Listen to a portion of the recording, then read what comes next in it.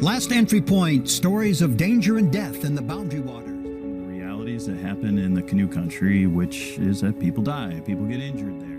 The area off the Echo Trail, and he likely had been injured first and then was eaten by wolves. And a canoe was drowned in the boundary waters of northern Minnesota. This in from the St. Louis County Sheriff's Department. The pair had been missing for almost 2 weeks after going over Curtain Falls in the boundary waters.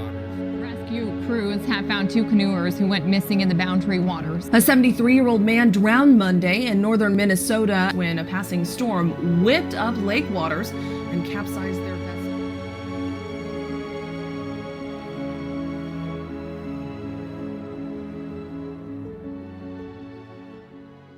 Minnesota's Boundary Waters Canoe Area Wilderness. 1 million acres of ancient forest containing over 1,200 miles of canoe routes within its 1,100 lakes and hundreds of miles of rivers and streams.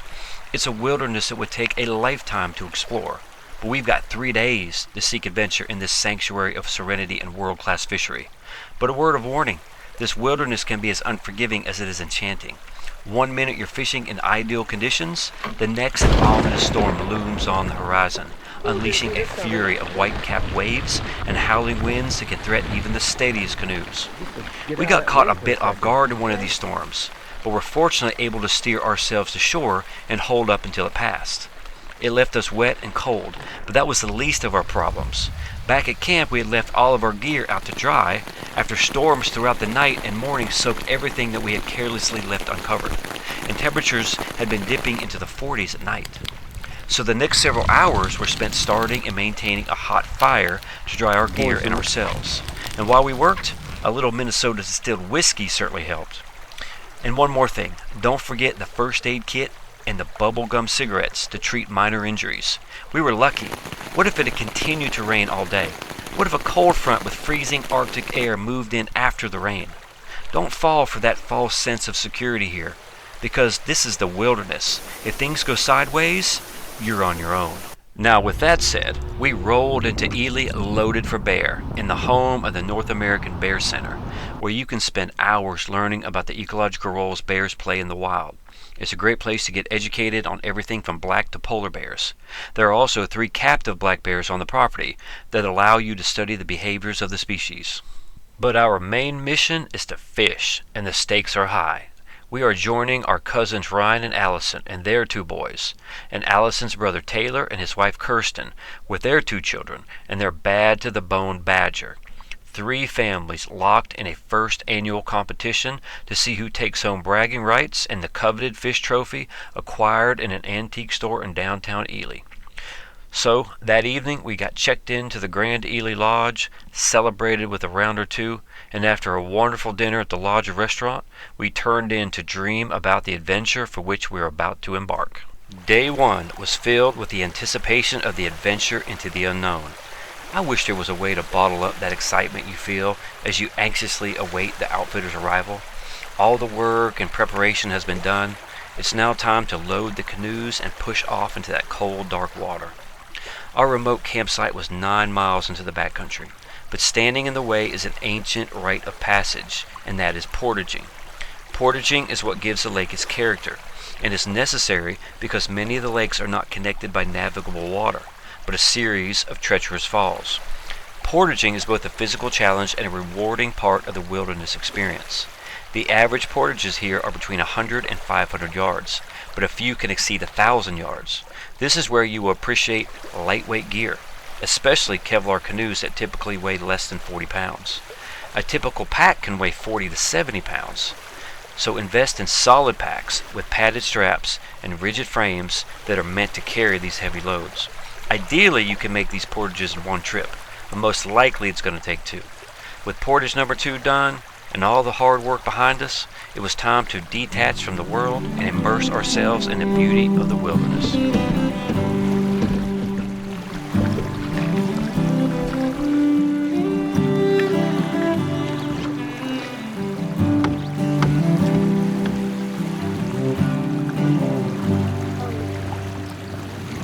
Oh gosh, how blessed are we to find this.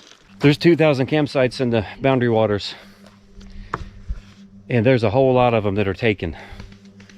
We went through like 20. But we just kept paddling and found a really, really good one.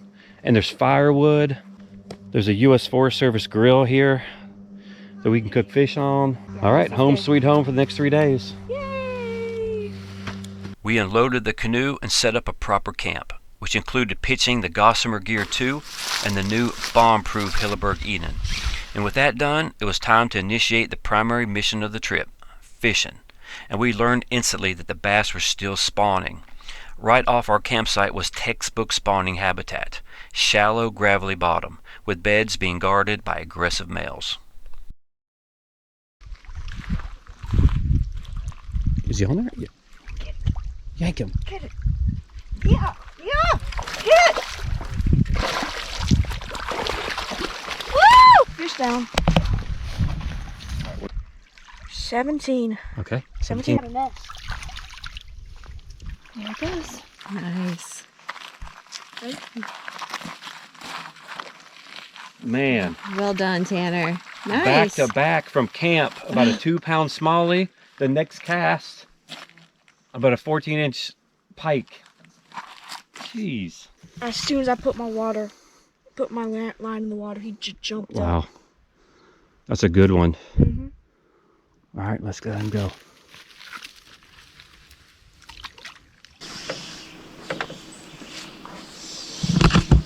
I just hooked a 3-foot pike, but he came off at the last moment. Okay, let him. God, that's a monster. I'm scared. That was a monster freaking pike. Bring him over here, honey. I can net him. Yeah, I will. It's a smallie. You can eat him. It's a good smallmouth. Really nice one. Oh gosh, I gotta have my drag stick looser. That's a real nice one.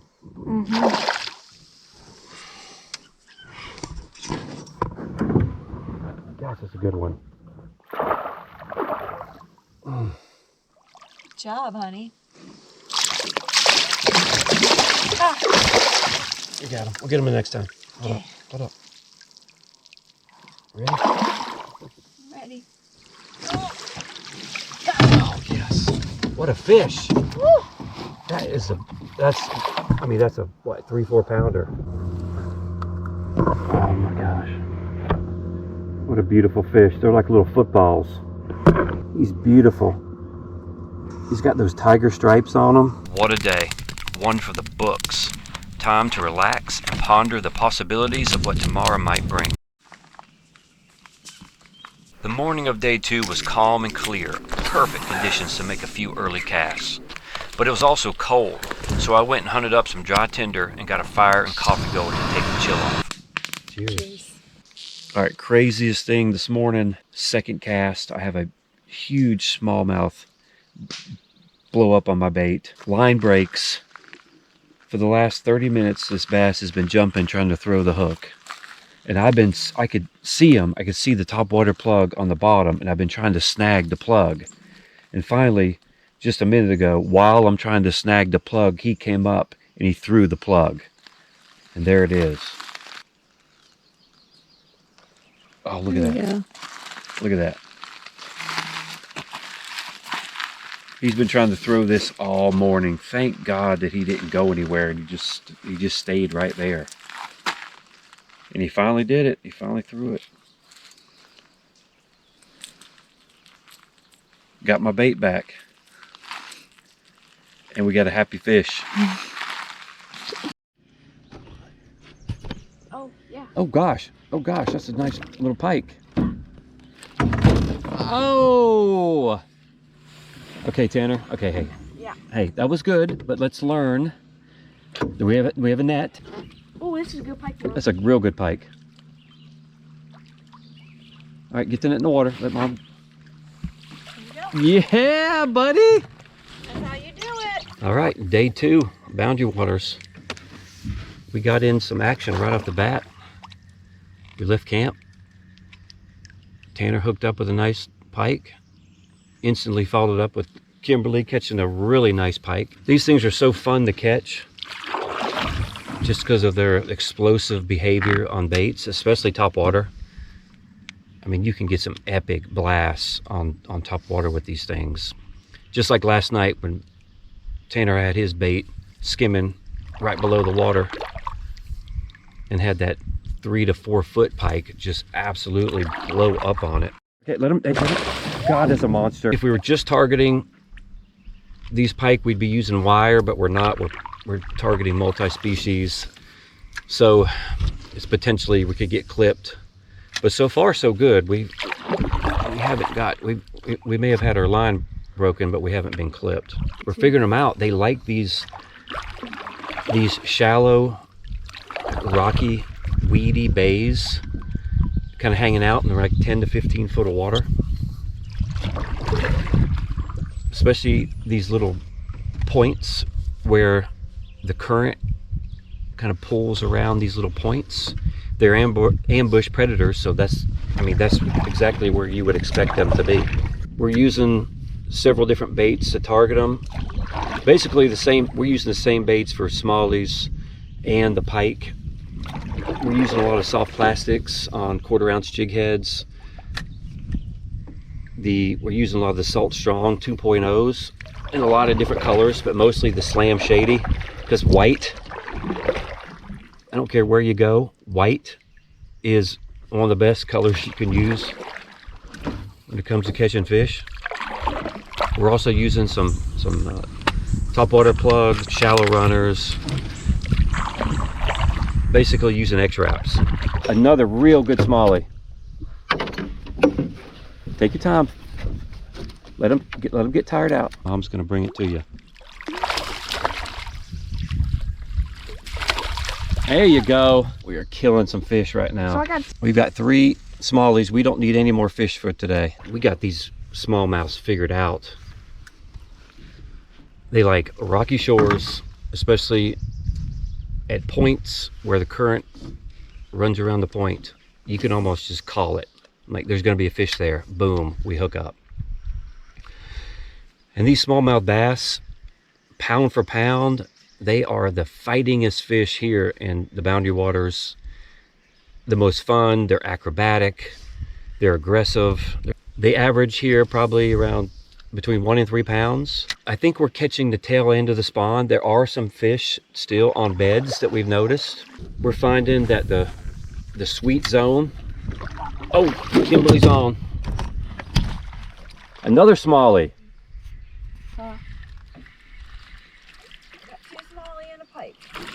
Wow. Good job, Mom. Wow. Oh no.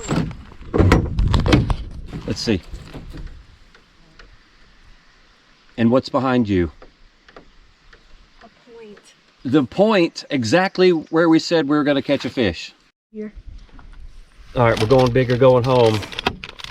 We're about to throw a mulligan, which is a 5-inch bomber soft bait paddle tail. Big baits, big fish. The wind is starting to pick up. The wind is coming out of the northeast, so we've got a strong breeze that's pushing to the southwest, and I've heard that you want to fish that side because the wind will push the bait fish to that side of the lake. All right, rocky shoreline, engage fish. Oh God, you're on already. What you got? This could be interesting. Deeper water. Walleye? That would be the most amazing thing. Pike. Oh, a big pike. Big pike. The size of that. Woo, buddy, we just said. Gosh, what a beautiful fish. It's a big one. On. Oh my gosh. Right at the boat. All right, take your time, take your time, take your time. Oh, smallmouth. Yeah, take your time. Look, get there. Take your time. 7 points now. Ready? Yeah.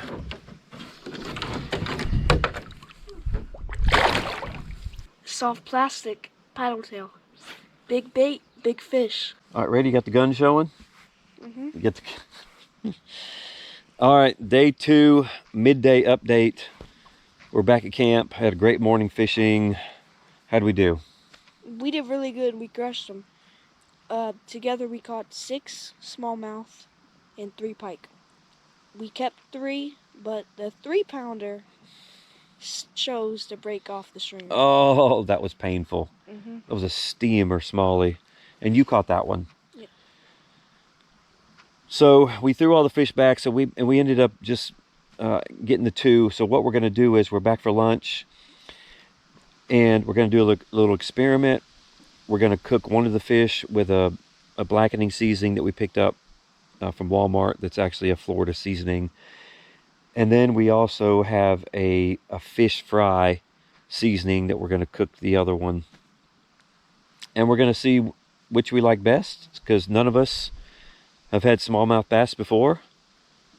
And so we're all looking forward to this. New experiences.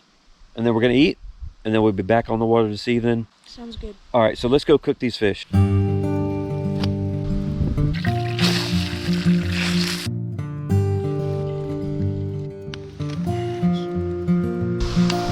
Cheers.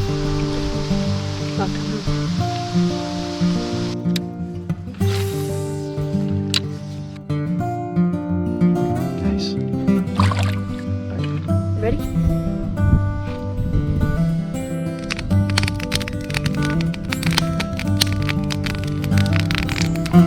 All right, day 3, and we're off.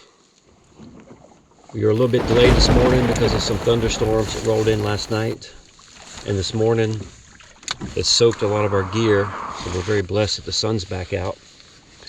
We're going to try a little something different today. We're going to get out of these initial lakes that allow motorized vessels, and we're going to go up to a portage just not 500 yards from our campsite. We're going to carry the boat across about 400 yards or so, and we're going to get into our first lake that is strictly for non-motorized vessels and see if the fishing can be a little better there. Even though it's very, very good here, we've done very well. It's crazy. I've noticed, and we've noticed instantly, as soon as we get on the water, you can tell the water is much clearer in this lake than it is where we came from. So maybe there's something to that. Oh! And oh gosh, you had a fish. Look at the boil you just had on the fish. Oh, you got to throw it back in there. But yeah, it's like crushed that thing. It's like we're seeing it. You come over here to the, which what I thought was canoe only wilderness. I thought the whole thing was canoe only wilderness. You come over here and the water is like gin clear. Yep. Oh gosh. Oh my gosh. Tanner's got a tank on. Tank. Oh, this is a nice, That's a nice pike, isn't it? yeah.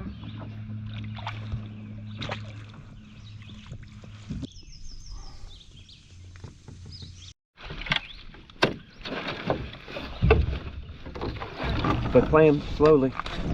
Yeah. Oh, that's a steamer smallie. Oh, look at this guy. Is that it? Tanner, net always in the water. Yeah, we got to work on your netting skills.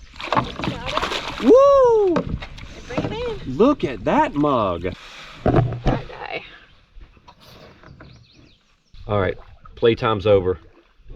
We're about to go nuclear with the Berkeley Gulp. I believe that's a 1/8 ounce weighted hook. All right, you're about to crush. On the gulp. Smallie. Little one. Now I got him. Oh, nice, Tanner. I'm getting good at this. Pike. Good one. We're probably in about 7 or 8 foot of water. It's very clear, and I can see rocks and I can see plants. I can see grass, which is not something I saw in the other lakes. This is completely different habitat than what I saw in the other lakes. And we are just destroying the fish here. Here, Kim's already on with another one.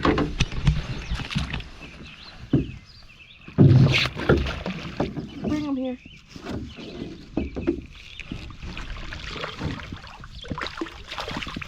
This is bigger than the last one.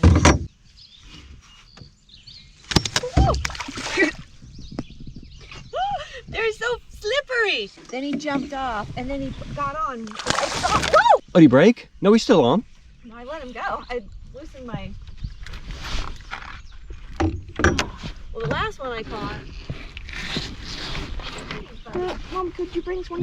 Maybe this one's a little bit better.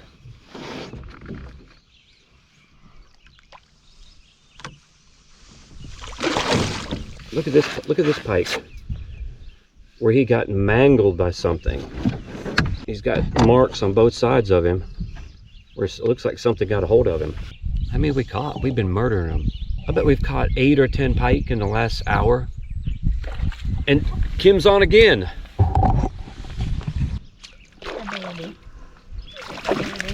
So we've probably got 10 pike, 2 smallies in this little shallow bay. This bay, I mean, we've got this figured out. If you could find these shallow bays that are anywhere from 5 to 15 feet deep, and especially this one, this has got a like live bottom. Basically, there's vegetation. I'm seeing not just grasses, but some type of broadleaf aquatic plants on the rocky shores. And it's just a magical formula for especially northern pike to be stacked on top of northern pike. And they're fun because they're very aggressive fish. They're kind of like our chain pickerel or what we call jacks back home, the redfin pickerel, same type of family. They're just a very aggressive, fun fish to catch. One thing to expect in the boundary waters is you are going to get hung in the rocks a lot. Bring a lot of jig heads, a lot of weighted hooks. Tanner, there might be another tree or two in around here that you haven't hit. If you're fishing jigs, you're gonna get hung up. There's no way around it. We have spent so much time trying to retrieve hooks and jig heads that are lodged in the rocks. Probably 75% of the time we retrieve them, but we are still sacrificing some. Now the rain starts. Hopefully this is short-lived. Turns out it would be short-lived, but it was also fearsome. It forced us to abandon these productive waters, but we had to tend to things back at camp. Later that afternoon, we were back on the water. Right out the gate, Tanner hooked up a bass, and then Kim finally scored a fish species that had thus far eluded us. There you go. Oh, that's going to be money. Nice. Money cast. Oh, nice. Is there a small pike? Small pike. Mom. Tanner, reel yours in before you get hung. Oh.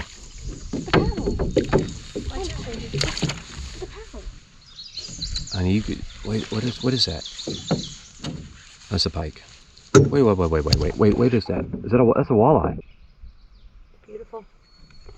All right, we'll put them back in the water. Here he goes.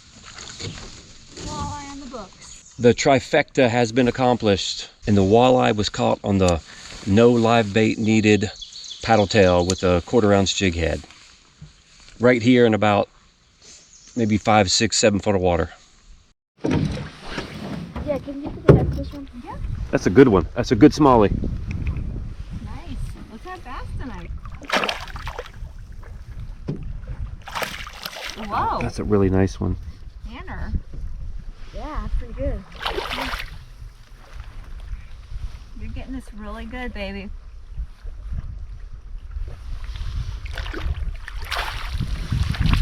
Got it. This could be something good. Oh yes. Oh yes. Keeping this one. Woo! All right, Tanner, good job. Thank you. Hey, Dad, how long do you think that Yeah, is? he's probably 20. 20? I just need to beat 21. Alright, let's get in the water.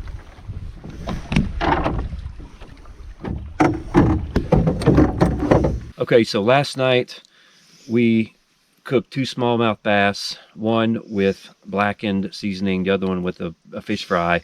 Of course, everybody likes the fish fry better. So tonight we're going to cook and eat a bass, and we're going to compare it to a northern pike and see which one we like better. Both we're just going to fry. All right, let's get them cleaned up, and we'll get them in the frying pan here in the next few minutes.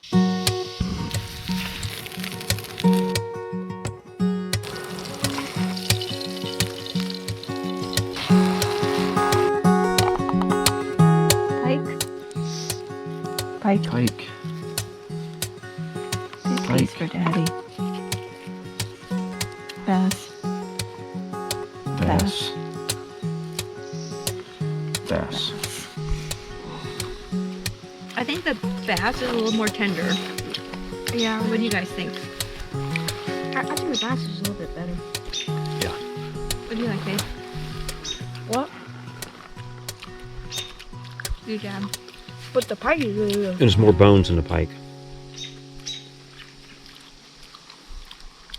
It's so good though. That fish, that seasoning we got is really good. Mm-hmm. The only bone I got is from the pike.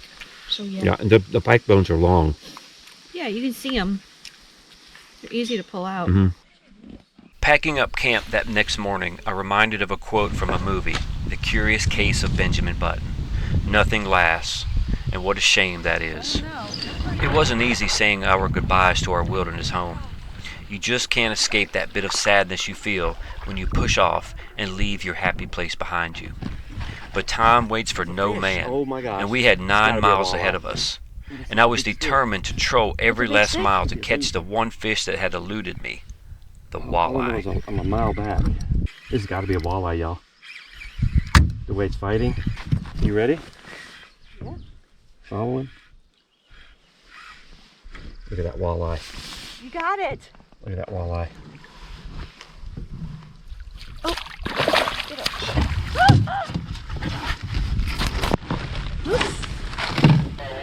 Look at this, look at this, look at this. Look at this fish. He's probably about a 15-incher, JC caught it about a 15-incher. but he's fat. That's officially the biggest walleye. Oh my gosh, Tanner. I mean, look how much meat is on that fish. Yeah. Oh my gosh. And look what we caught him on. The no live bait needed. All right, you ready? Let's let him go. If we weren't headed back, we would definitely be keeping this one. This is a really good walleye. Back to the depths with you. All right, this is our last portage. Very sad we have to leave. Back to the matrix. But before plugging in at the other side of the final portage, we took a moment to enjoy a Boundary Waters family tradition. After 4 days in the backcountry, there are no words to describe the joy a single Snickers bar can bring. Bye, Boundary Waters. And as we slide back to reality, there was just one more thing to do. Tally up the numbers. Points are scored for first fish, most fish, biggest fish, and biggest of each species. In fourth place with 1 point is JC. Oh, JC. In third place with 3 points is Tanner. Nice. And tied for first place with 4 points, Kim and Emmett. Whoa! All right, you guys stand together with your fish trophy. Now we have to cut this trophy in half. Yeah. Congratulations to Emmett and Kimberly on the win. Y'all earned it. No doubt, fish fear you and tremble at the sound of your names. So until next year, the rest of us will have to wallow in defeat, dreaming to one day have our names etched on that most coveted of family trophies.